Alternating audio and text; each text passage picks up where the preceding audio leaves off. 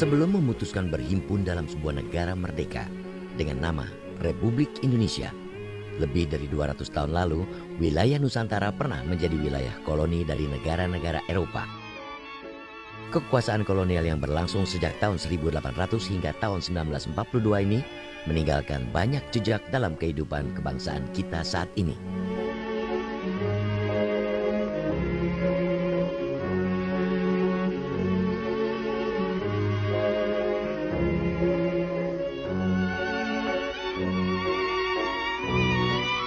Setelah VOC atau Persekutuan Dagang Belanda dibubarkan karena dinyatakan bangkrut, kekuasaan VOC di Nusantara yang berkuasa sejak tahun 1619 sejak tanggal 1 Januari 1800 diambil alih pemerintah Belanda yang kala itu menjadi bagian dari Republik Prancis.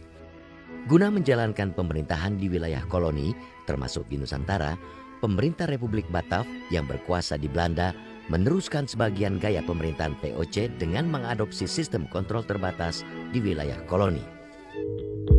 Pada tanggal 5 Januari 1808, Herman Willem Daendels yang ditunjuk Napoleon Bonaparte menjadi gubernur jenderal koloni Prancis Belanda di Jawa tiba di Batavia.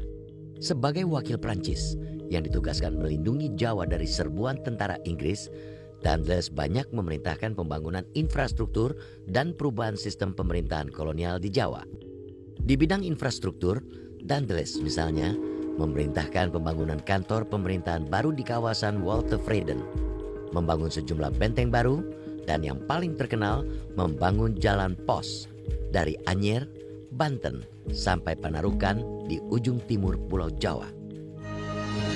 Dalam sistem pemerintahan, Daendels mereorganisasi pemerintahan kolonial dengan membagi Pulau Jawa dalam beberapa distrik. Distrik-distrik yang dikenal sebagai residensi ini dipimpin seorang pegawai negeri Eropa yang disebut residen. Para residen ini bertanggung jawab langsung kepada gubernur jenderal atas berbagai hal di residensi mereka, termasuk masalah hukum dan organisasi pertanian. Pada masa kekuasaan Daendels, untuk pertama kalinya kekuasaan pejabat sipil Eropa di wilayah-wilayah bekas kekuasaan VOC ditetapkan sejajar dengan penguasa lokal. Mereka bukan lagi sekedar duta atau perwakilan pemerintah Belanda di wilayah yang dikontrol Belanda. Pada tahun 1811, pengganti Daendels, Jan Willems Janssens, gagal mempertahankan Jawa dari serangan tentara Inggris. Thomas Stanford Raffles, yang kemudian ditunjuk kerajaan Inggris menjadi gubernur jenderal Jawa, bukan hanya melanjutkan sistem pemerintahan yang direorganisasi Daendels, namun juga memperkuat dengan mereformasi pengadilan, polisi, dan sistem administrasi di Jawa. Raffles juga memperkenalkan pajak tanah di Jawa. Pada masa kekuasaan Raffles yang berlangsung hingga tahun 1816, sistem pemerintahan kolonial berupaya diarahkan menjadi seperti layaknya pemerintahan di kerajaan-kerajaan Eropa. Meski hanya berlangsung sekitar 5 tahun, pada masa kekuasaan Raffles, berbagai perubahan dan peristiwa sejarah penting terjadi. Pada tahun 1816, ketika kendali pemerintahan kolonial di Nusantara kembali jatuh ke tangan kerajaan Belanda, sistem pemerintahan kolonial yang dibentuk dan dijalankan Daendels dan Raffles dilanjutkan. Pada tahun ini pula, era pemerintahan kolonial Hindia Belanda dimulai. Untuk menjalankan roda pemerintahan, kala itu, pemerintah Hindia Belanda menganut sistem direct atau langsung dan sistem dualistik. Dalam sistem birokrasi ini, selain terdapat hierarki Belanda, juga ada hierarki pribumi yang berfungsi sebagai perantara antara rakyat pribumi dengan pegawai sipil Eropa. Bagian atas struktur hierarki pribumi ini sering terdiri dari para aristokrat Jawa dan kerap memanfaatkan sistem feodalisme yang telah ada. Meningkatnya dominasi Belanda atas Pulau Jawa memicu kejengkelan dan perlawanan. Perlawanan paling terkenal dikobarkan oleh seorang bangsawan Jawa, Pangeran Diponegoro. Perlawanan Diponegoro ini yang dikenal dengan Perang Jawa mendapat dukungan luas mayoritas rakyat di Jawa Tengah. Dengan dukungan kaum ulama, Diponegoro menjadikan perang yang berlangsung antara tahun 1825 hingga 1830 ini sebagai perang jihad. Perang Jawa mengakibatkan kematian sekitar 215.000 orang, di mana sebagian besar orang Jawa. Dari aspek pembiayaan, Perang Jawa mengakibatkan beban keuangan yang besar bagi kerajaan Belanda. Pasca Perang Jawa, pemerintah Belanda memutuskan menjadikan Pulau Jawa sebagai sumber utama pendapatan untuk pemerintah kolonial Hindia Belanda. Pada tahun 1830, Gubernur Jenderal Hindia Belanda Van den Bosch mendorong pemberlakuan kultur stelsel yang oleh para sejarawan Indonesia sering disebut sistem tanam paksa. Dengan sistem tanam paksa, pemerintah kolonial memonopoli perdagangan komoditi-komoditi ekspor di Jawa. Pemerintah kolonial juga bisa mendikte jenis dan jumlah komoditi yang harus ditanam dan dihasilkan oleh para petani Jawa. Kala itu, para petani harus menyerahkan 1/5 hasil panen kepada pemerintah. Sebagai gantinya, para petani menerima kompensasi dalam bentuk uang dengan besaran harga yang ditentukan sepihak oleh pemerintah kolonial. Praktek tanam paksa ini melahirkan kesengsaraan bagi para petani. Meski syarat praktek penindasan, sistem tanam paksa sukses mendatangkan kekayaan bagi pemerintah kolonial Belanda dan kerajaan Belanda. Bahkan antara tahun 1832 dan 1852, hampir 20% total pendapatan kerajaan Belanda berasal dari koloni Jawa. Antara tahun 1860 hingga 1866, angka ini bertambah menjadi 33%. Borok sistem tanam paksa baru terkuak dan mendapat hujan kritik menyusul terbitnya buku Max Havelaar karya Mutatuli yang membongkar praktek penghisapan rakyat pribumi akibat praktek tanam paksa.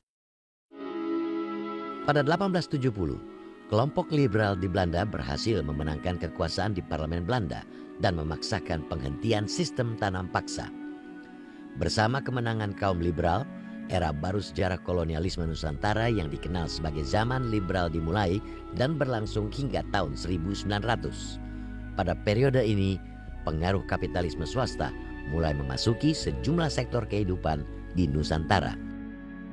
Semula, masuknya kapitalisme swasta ini diharapkan bisa mendatangkan keuntungan yang mengucur pada masyarakat pribumi.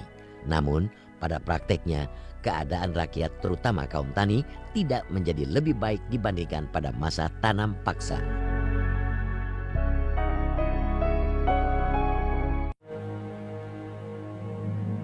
Pada abad ke-19 menyusul munculnya mentalitas imperialisme baru, sejumlah negara Eropa berlomba-lomba mencari koloni-koloni baru di luar Eropa demi meraih kepentingan ekonomi dan status. Kemunculan mentalitas ini ikut mendorong rezim kolonial Hindia Belanda melancarkan ekspansi geografis ke beberapa wilayah Nusantara yang kala itu belum berhasil ditaklukkan. Langkah ekspansi geografis pemerintah kolonial ini memicu terjadinya perang di sejumlah tempat. Salah satunya yang paling terkenal adalah Perang Aceh yang pecah tahun 1873 dan berlangsung sampai tahun 1913. Perang ini mengakibatkan lebih dari 100.000 orang tewas. Setelah Perang Aceh selesai, hampir semua wilayah Nusantara telah jatuh di bawah kontrol pemerintah kolonial. Di tengah stabilitas ini, pada tahun 1901, Ratu Belanda Wilhelmina mengumumkan bahwa kebijakan politik etis yang ditujukan untuk meningkatkan standar kehidupan penduduk asli akan diterapkan di Hindia Belanda. Kebijakan ini kemudian memang dijalankan pemerintah kolonial dengan membangun infrastruktur, irigasi, melakukan transmigrasi, dan membuka sejumlah sekolah bagi kaum bumi putra. Namun, kebijakan ini tidak banyak memperbaiki kehidupan rakyat pribumi karena kental dengan motif dan kepentingan yang menguntungkan rezim kolonial. Meski tidak banyak mendatangkan kemakmuran, kebijakan politik etis ini menyebabkan efek samping yang besar dalam bentuk munculnya kaum terdidik dari kalangan bumi putra. Lewat kaum terdidik inilah gagasan nasionalisme Indonesia lahir dan membangkitkan kesadaran kebangsaan di kalangan kaum bumi putra. Dimulai dengan berdirinya Budi Utomo tahun 1908, organisasi pergerakan kebangsaan satu persatu muncul.